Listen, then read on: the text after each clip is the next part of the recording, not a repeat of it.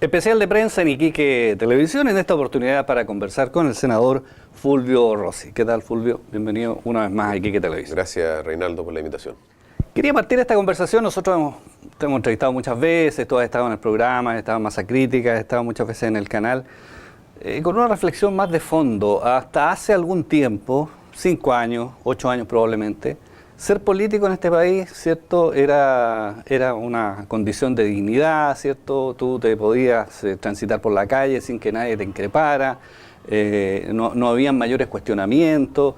Era realmente grato, creo yo, ¿cierto?, ostentar un cargo político. Sin embargo, hoy, ¿cierto?, y a raíz un poco de las preguntas que te voy a hacer, esa situación ha cambiado, pero radicalmente. ¿Qué hace que una persona que tú has señalado muchas veces, profesional, ¿cierto?, que perfectamente podrías vivir como médico, con tu especialidad, en fin, siga y persista, digamos, en este tema de la política? A ver, yo Reinaldo, me hice esa pregunta, ¿eh? Y la verdad que la respuesta en un momento, y lo digo con muchísima franqueza, y creo que te lo he comentado en radio, yo tomé la decisión por ahí por enero, o diciembre, más bien diciembre, lo conversé con mi hermana, que es la única hermana que tengo, lo conversé con mi pareja, algunos amigos, y tomé la decisión de no repostular. Estaba justamente cansado de trabajar en una actividad que vive el desprestigio que tú mencionas, que es así, ¿no es cierto? Hace poco, ¿no es cierto?, se vio en un avión a alguien increpando de muy mala forma al senador Girardi, hace poco también otro diputado.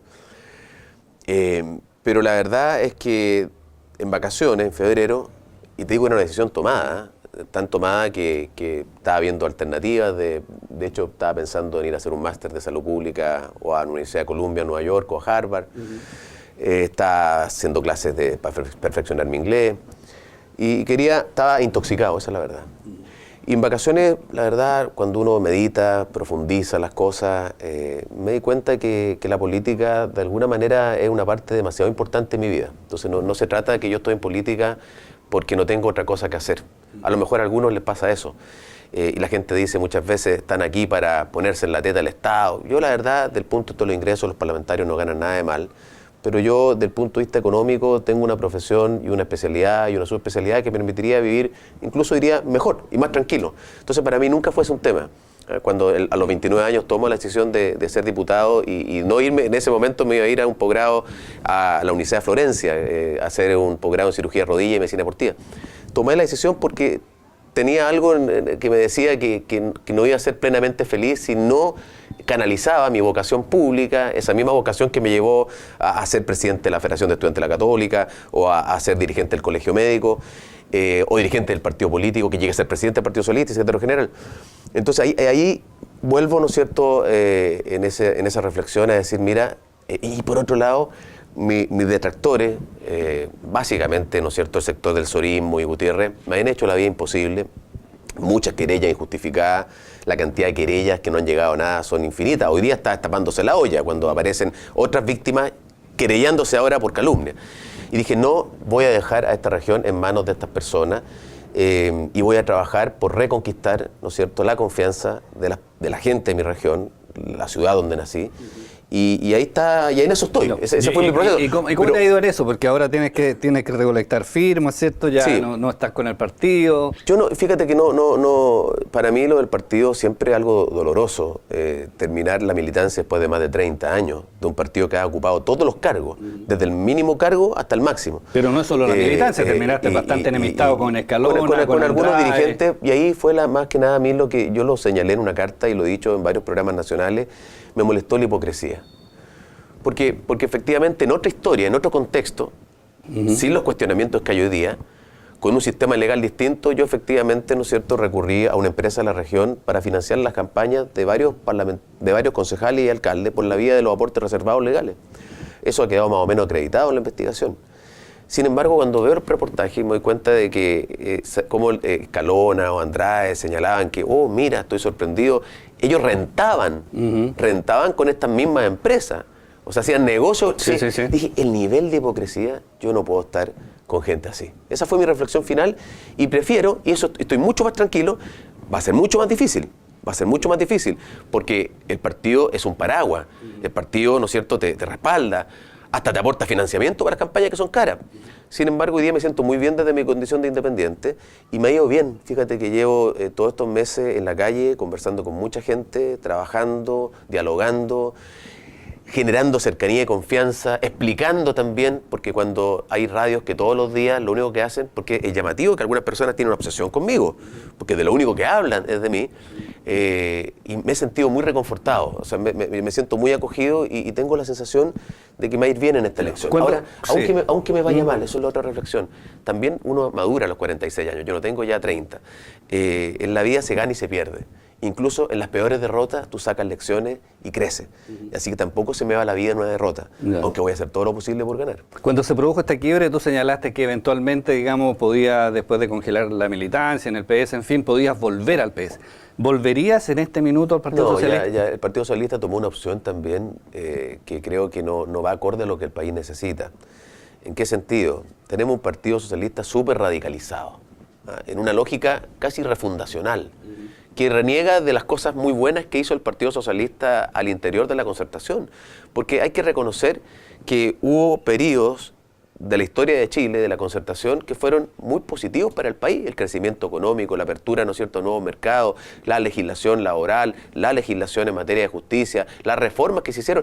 Renegar de todo eso. ¿Y qué pasó? Por eso, esa es la pregunta. ¿Qué pasó, cierto, con esta gente que apoyó a este grupo, a la Concertación, a la nueva mayoría, hasta, no sé, hace un par de años, hasta la última elección? Michelle Bachelet salió con, no sé, un porcentaje muy amplio. Yo creo que aquí hubo dos cosas. Una, que el Partido Socialista se empezó a desconocer ese hijo que había ellos mismos, ¿no es cierto?, producido. Y entonces se vio acorralado por fuerzas hoy día llamadas Frente Amplio. Y qué interesante, porque el Partido Comunista se le integra a la nueva mayoría para contener a las fuerzas de izquierda. Sin embargo, hoy día está totalmente desbordado, porque aparece el Frente Amplio con una candidata que ya marca 2 dígitos y que le compite en el mismo nicho a aquellos que piensan que nuestra tarea es competir en el nicho de la ultraizquierda. ¿Sientes que es una opción para la gente que reniega un poco, cierto, de la nueva mayoría y que tiene un pensamiento de izquierda o es progresista, el Frente Amplio? ¿Es una opción para ti eventualmente? No, para mí no, porque yo creo que el país necesita, y eso lo digo con mucha responsabilidad, necesita de una alianza muy amplia entre el centro y la izquierda que le dé gobernabilidad y que le dé estabilidad a las reformas que Chile haga. No volver a los 3 tercios. Creo que los 3 tercios le hace mal al país. Una política fragmentada, evidentemente, genera inestabilidad, y cuando hay inestabilidad, fallan las instituciones, ¿no es cierto?, y los países no avanzan. Y por eso que a mí no me gustan los discursos populistas, que disfrazados de revolucionarios repiten consignas añejas del año 60.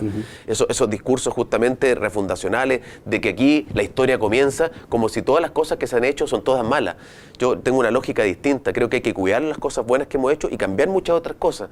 Y por eso que yo vuelvo, y todavía tengo la esperanza de que haya un entendimiento, porque los que tomaron la decisión en el Partido Socialista, lo que hicieron fue destruir la alianza que había con el centro. La democracia cristiana no le quedó otro camino, ¿no es cierto?, que el camino propio, porque cuando tú creas un polo de izquierdo al interior de una coalición y arrinconas al otro, ¿no es cierto?, y dice, aquí somos los grandes, aquí nosotros somos los que mandamos, aquí nosotros tomamos las decisiones, la verdad que el otro no le queda más, ¿no es cierto?, que o morir o tratar de luchar por preservar su identidad, que es lo que hizo en ese caso la democracia cristiana. Ahora, ¿cuál es la propuesta que puede tener, cierto, la nueva mayoría, o como se llame?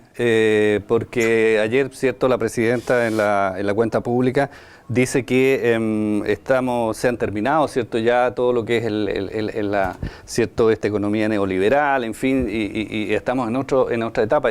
Yo no sé si la gente está tan clara de que se haya terminado, estamos todavía, cierto, con todos los servicios tercerizados, la gente paga por la salud, paga por lo... En fin, hay mucho que avanzar. Sí, el tema de la salud es un caso aparte donde yo creo que el próximo gobierno tiene que hacer una reforma profunda. Eso, pero es para otra reflexión, pero salud requiere una reforma profunda, por cambio en el perfil demográfico, en el perfil epidemiológico, y porque tenemos serios problemas de recursos públicos y de gestión clínica. ¿Pero qué es lo que le ofrece en el fondo? Pero efectivamente creo que la presidenta Bachelet ayer, en su mejor cuenta, sin duda alguna, porque dotó de un relato desde comienzo a fin las obras de su gobierno, y creo desde ese punto de vista que ese relato de alguna manera le da sentido a sus obras. A mí no me gustan las cuentas públicas, ¿no es cierto?, como en el colegio, cuando uno es presidente de curso, ya hicimos esto, hicimos la lota, enumerar actividades. Yo creo que los gobiernos tienen que de alguna manera hilvanar su obra en base a un proyecto con una mirada a largo plazo. Creo que la presidenta lo consiguió, y la presidenta de hecho dice claramente y hace un llamado al entendimiento, al reentendimiento del centro y de la izquierda,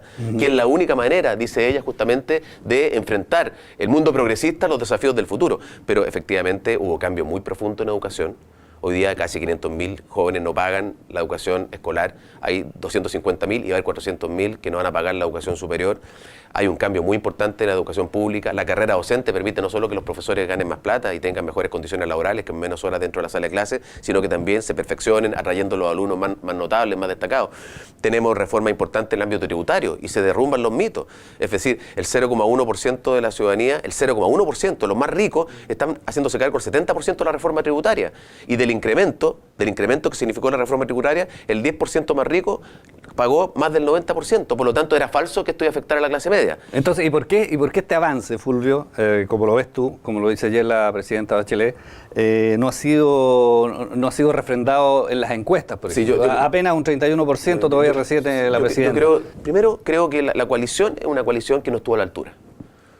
Una presidenta apoyada por una coalición de partidos que no se entienden, de partidos donde no hay complicidad, de partidos donde no hay construcción de lealtad, y de partidos que más que nada fueron un acuerdo programático, pero no fue una verdadera coalición.